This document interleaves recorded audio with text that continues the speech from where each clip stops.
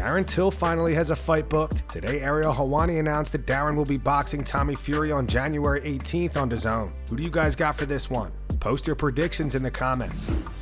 Jon Jones and Charles Oliveira celebrated their victories last night after UFC 309. When I heard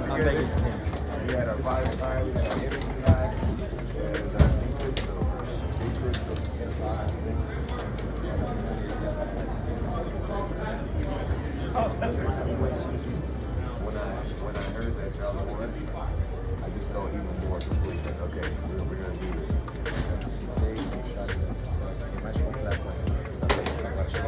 Go.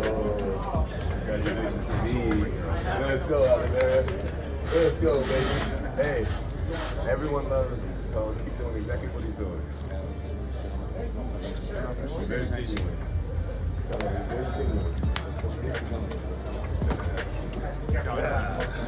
Thank you, sir. Bo Nickal reacts to the boos last night after his victory over Paul Craig. The crowd was chanting overrated.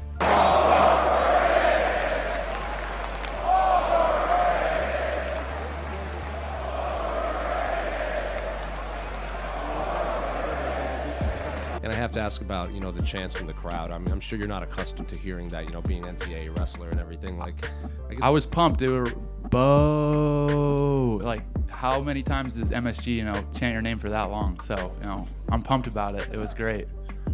Started this thing. Did you imagine a world where you would do a fight, go 15 minutes, and not shoot a takedown? Honestly, I don't think I ever imagined that, but it's a really cool thing, and I think it's a great testament to my coaches and my team, all my coaches at American Top Team, Mike Brown, Coach Ton, Coach Barboza, Thiago Alves. These are guys that I'm working with a lot, and Coach Barry Robinson with A Million Styles Boxing. So if I didn't have these people, I don't think that I just wouldn't have the skills and the base that I do right now, and so I'm very fortunate to be around those guys, and I think it's for me it's something that I feel a lot of excitement in, because that's, as you mentioned, it's not something that I kind of saw myself doing previously, and now I know I can fight that way if I need to. Jon Jones remains adamant that he does not want to fight Tom Aspinall and wants to fight Alex Pereira next. Jon says if he does fight Tom, the UFC will have to pay him you money. I'm not really worried about the Tom fight. I'm really worried about the Pereira fight. That's what I want to do. That's what I want to do, and I think if the UFC wants to have me back, then I think that's the fight they'll make. I've been really clear about my intentions. That's what I want, and I mean, I just feel like anybody would understand at this point. Like, I'll retire the heavyweight belt if I have to. It's like, dude, give the guy what he wants at the end of the day, And I'm not talking to Dana directly. I feel like I'm at a place now where, like I want to take what I find to be super fights. I don't want to fight dangerous up-and-comers anymore. I want to fight dangerous, established champion. Yeah, that's kind of what I want. And if it doesn't line up, then professing my love for Jesus in front of everybody tonight, and telling the world how proud I am to be an American champion, and fighting in front of my president, man. If that was my last fight ever, then I'm cool with that. That was the way to do it. I did the Donald Trump. That was the way to do it, man. So I think one of the really good things about negotiating is being willing to walk away from a deal.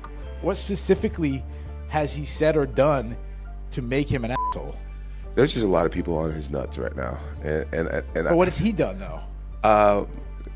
Coming up with Jon Jones t-shirts, buying a little duck, and just a little shit that he does. He's annoying to me. He's annoying to me, and that's my own personal. He annoys me. I get to you guys, you find it entertaining, but I find him annoying, and I just don't like him. And at the end of the day, if I give him the opportunity to fight me, I want to be so compensated. I want to say it, I want that you money, honestly.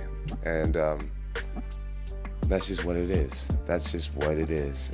Or else my life is perfect without him. I don't need him at all, and he needs me. and that's a good place to be in a negotiation. So, Is there a dollar figure that equals you money? a very, very high number. It's going to be a very high number for sure. Don't want to define very high yet. No, I'm not. I've learned over the years not to really get into finances publicly, but I want to be compensated to the point where if I won or lost, that it really wouldn't matter. Dana White says that Jon Jones versus Tom Aspinall will be the biggest heavyweight fight of all time, and says Jon will be well compensated. Dana says that he is uninterested in Jon versus Alex Pereira. He also gave his take on Mike Tyson versus Jake Paul. Tom next, and you said that could be just be the biggest heavyweight fight of all time. It will be. Yeah. And Jon was on the post-fight thing. He said he wants to be well compensated because he saw what Jake and Mike. He will be. So when do you actually meet with him? Is that a Tuesday conversation, or is it get I back? got Tom waiting outside for me right now, and Jon, you let Jon do Jon. Jon's going to disappear. Not only will you not hear about him or what he's doing, neither will I.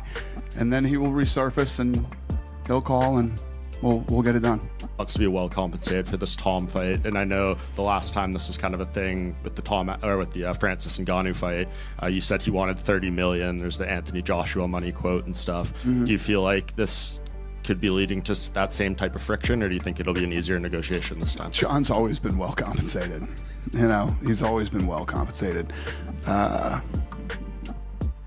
would never put his total purse number out there, but it's massive. The number that he went over tonight, he's made a lot of money in his career. Listen, you don't fight and then disappear for 5 years because you weren't well compensated.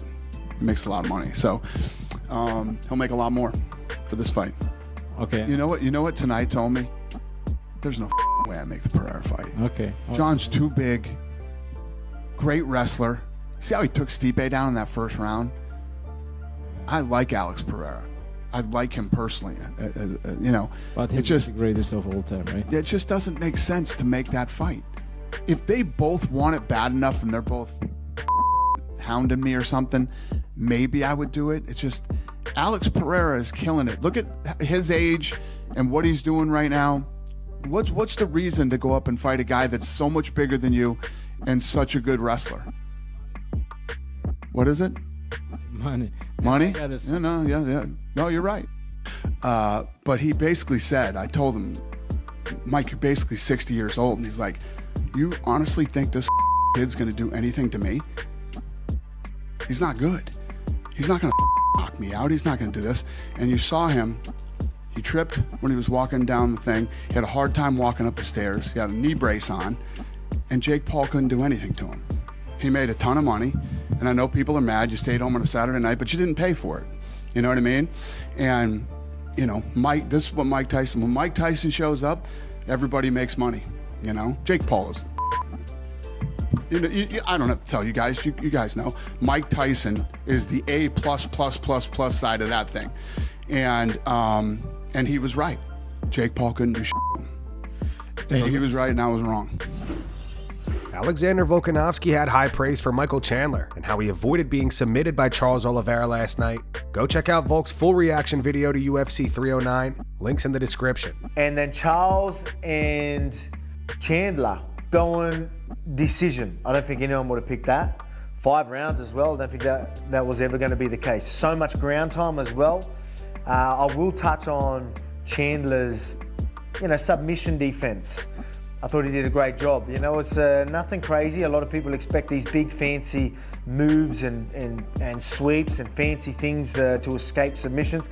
A lot of the times it's just being composed and doing these little adjustments just to keep space and make sure you still get an oxygen or blood to the brain, whatever it is. Just the little things. And the best way of doing that is just putting yourself in them sucky positions. Just endless hours in submissions. When you're facing someone like a Charles or anyone that's going to have that big submission threat, you being composed and calm will improve your submission defense, or you getting through them submissions by tenfold. It does so much. So just putting yourself in them late stage submission can really make a difference. And I think Chandler would have just did that. Or he just told himself, I'm just going to stay composed, but I think the best way of preparing yourself for something like that is really putting the hours in them sucky positions in the gym. So I think that's what he did. So that was a very fun fight. I think the storyline of that made that fun. Even though Charles was all over him in them 4 rounds, the fact that he was surviving in them rounds and was able to go to the next round, and you're like, oh, he might, you know, might get a knockout. He survived. Like, I didn't expect that. If he was going to get back control or body lock, you would have thought it was game over. So it kept it exciting. And then almost a big comeback from Chandler. Didn't happen. But then just, you know, knew that, all right, he's got my back. I'm just going to have a bit of fun here and just hype the crowd up, which was fun. Did their big slams and that was a good laugh. Charles Oliveira discusses the shots he took to the back of the head from Michael Chandler last night. He says Chandler was also grabbing the fence and eye-poking him. Charles also talks Conor McGregor and says that fight won't happen because Conor is running away from him. Que o árbitro poderia ser pouco mais severo. Muitas vezes eu falei para ele do que estava acontecendo e ele olhava como se nada tivesse acontecendo. You know, I'm not here to criticize, but I'm gonna tell you something. There were a lot of blows to the back of the head, a lot of fence grabbing. There was also some eye pokes, and I was telling him what was going on. I kept, you know, calling for his attention, and nothing would happen.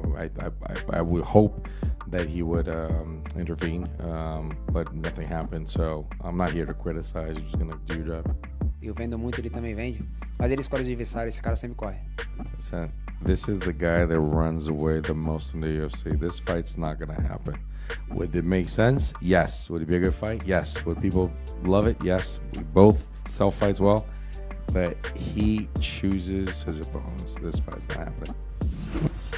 Alex Pereira reposted Jon Jones' post-fight interview clip to his Instagram story today of Jon talking about how he wants to fight Alex next and not Tom Aspinall. I'm not really worried about the Tom fight. I'm really worried about the Pereira fight. That's what I want to do. That's what I want to do, and I think if the UFC wants to have me back, then I think that's the fight they'll make. Alex is currently in Korea and posted this video afterwards thanking the fans. He ran this clip through AI to translate. What's up, guys? I'm here in Korea and you saw my welcome. Awesome. Right? I'm so happy to see you. Thank you. Thank you so much. Korean fans, I'm very excited for the work in the next few days. People here, everyone here, the Korean cook. I like that. What's up? Hello, I'm a hat. It's not mine. It's not mine. Look at him. You know, like, The man doesn't stop, huh? Shama, Gaza. These were heckled upon their arrival. See you soon.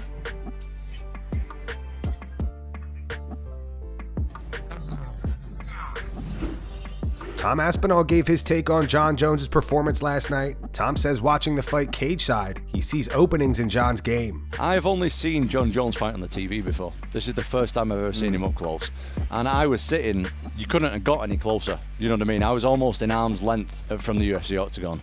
You guys know it is way different watching it on TV and watching it up close. And I am so happy that I got to see an up close version of what Jon Jones looks like at 37, 38 years old on the back end of his career, and I'm very satisfied. What stood out?